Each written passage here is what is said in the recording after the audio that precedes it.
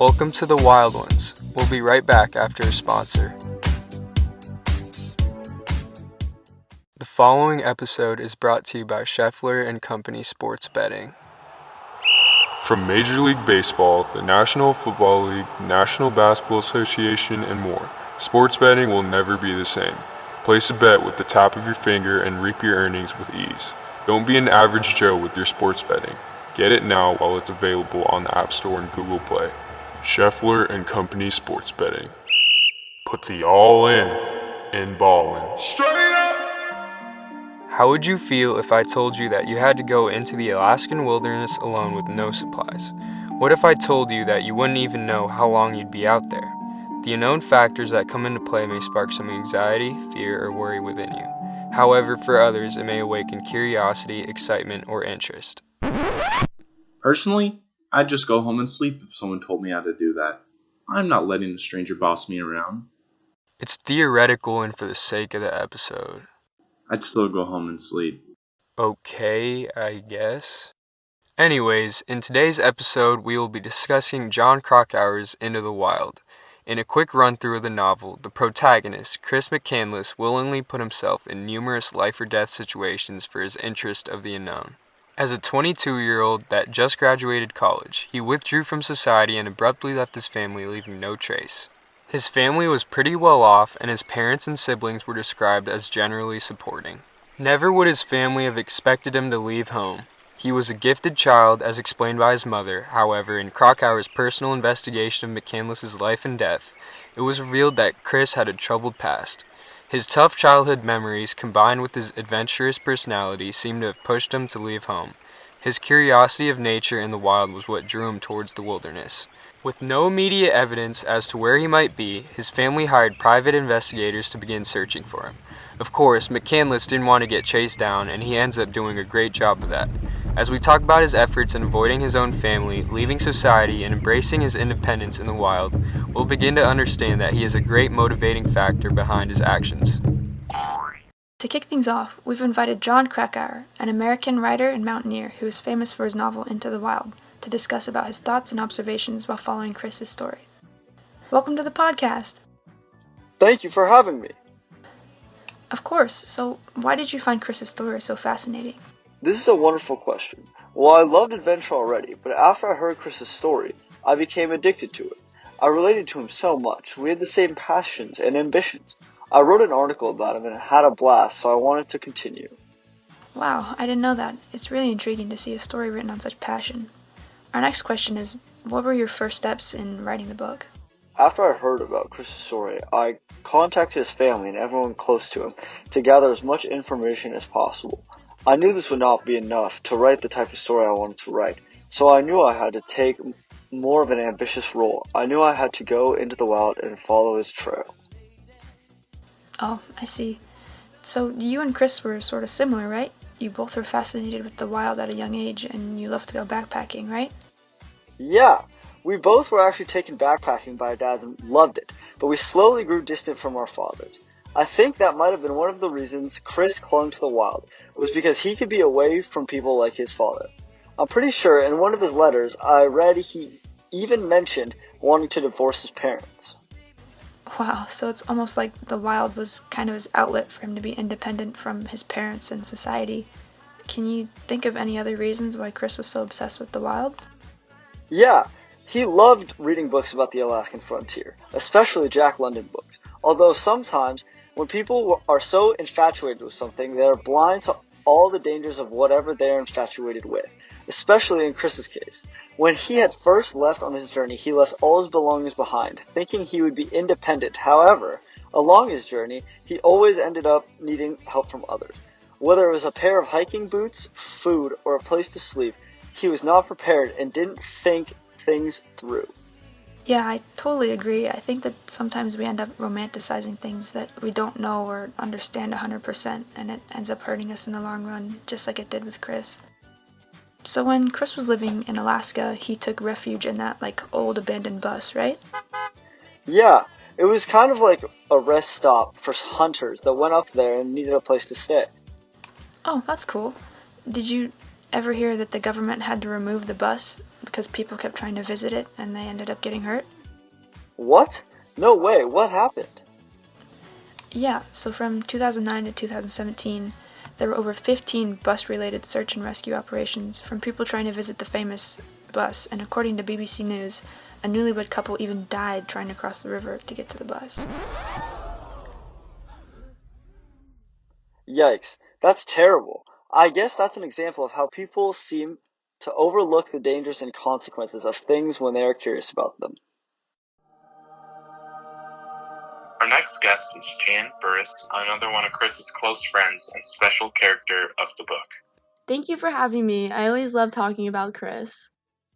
All right, Jan, can you tell the listeners a little bit on how you met Chris and your relationship with him? Yeah, so back in the day, I used to be a rubber tramp. I would travel around in an old van with no specific place I called home. It was a super non-traditional lifestyle that allowed me to meet a lot of great people on the road, such as Chris. Sounds like a fun way to live. Yeah, it really was at the time. But anyways, when me and my boyfriend were camping in Oregon, California, we met Chris. He was wearing long shorts and a really stupid hat. He was picking berries and looked hungry, so I had to offer him a ride. He stayed with us for a little bit, and I never expected to hear from him again once he left, but fortunately he sent me postcards every month or two from where he was and how he was doing. Did Chris ever tell you if he was struggling in his postcards? Oh no, Chris would always say how much fun he was having. He didn't think he would ever stop living that lifestyle. I didn't understand how he could get by with practically owning nothing. I was all for the lifestyle of a rubber tramp and having freedom to do as I please, nothing holding me back, but Chris sought out for more. Chris was so passionate about getting away from society and all these materialistic things that I think it was what led him to be alone in the end. He wanted to be free so badly that by the time he achieved his ultimate freedom, he was lost. I see what you're saying there, because at the end of Chris's life, he said happiness is only real when shared with people. Did that affect you in any way? When I read that, it really did reside with me because Chris left a major impact on me, and I knew I had a special bond with him, but it just certified that he felt the same way about a relationship, and that it maybe meant more to him than it did to me. You know, I'm not telling anyone to become a tramper, but it is interesting stepping outside of the box and doing things you've never done, and simply talking to people you never would. I swear, it's good for the soul. The book mentions that you have a son, and at the time you didn't see much. Do you think you and Chris bonded so well because he was like a son to you and you were like a mother figure for him? Well, I guess you could say in a way I thought of him as a son, but I think it was also just me being a worried mom and wanting to make sure this kid was okay, and he was going to be okay. I think we bonded because I understood what he was doing. I mean, I was somewhat doing the same thing myself. But he was just a kid, and he seemed so unprepared, but yet I knew if anyone were to be able to do this, it would be Chris. You had to have wondered how maybe his mom felt. Right? I told him how nuts I thought he was, and if his mom even knew what he was doing. I mean, I would have wanted to know what my son was doing. It almost scared me a little thinking about what my son might be up to. How did Chris impact your life in a way? Well, I broke up with my boyfriend Bob at the time and went to Tennessee to be with my son to start a completely new life. Chris taught me to live with no regrets, be me, and to just be totally free. He really believed he was on the best adventure of his life and did what many people want to do but can't. He broke away from society in the bravest way possible. He truly is inspiring. Thank you for talking to us, Jan. Your story with Chris is unforgettable. Chris McCandless was greatly motivated by the unknown, and he loved a constantly changing environment. It seemed like he can never stick to one thing for a long period of time.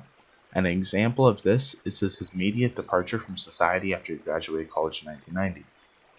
Today we have the opportunity to speak with Wayne Westerberg, a Dakotian that crossed paths with McCandless in Carthage, South Dakota. As a stranger, Mr. Westerberg had opened arms for McCandless when he was on his journey, providing food and a shelter for roughly 3 days. In the way the novel depicts McCandless, he cannot stay there for long. He knew he had to continue his adventure. However, after Mr. Westerberg offered him a job at his grain elevator, if he ever returned, he was back 2 years later in 1992. Mr. Westerberg, it is very nice to meet you.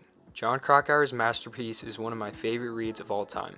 It is rich in first-hand experiences with McCandless, but I enjoyed chapters 3 and 7 in particular. Reading about your experiences with McCandless was definitely a story within a story of its own.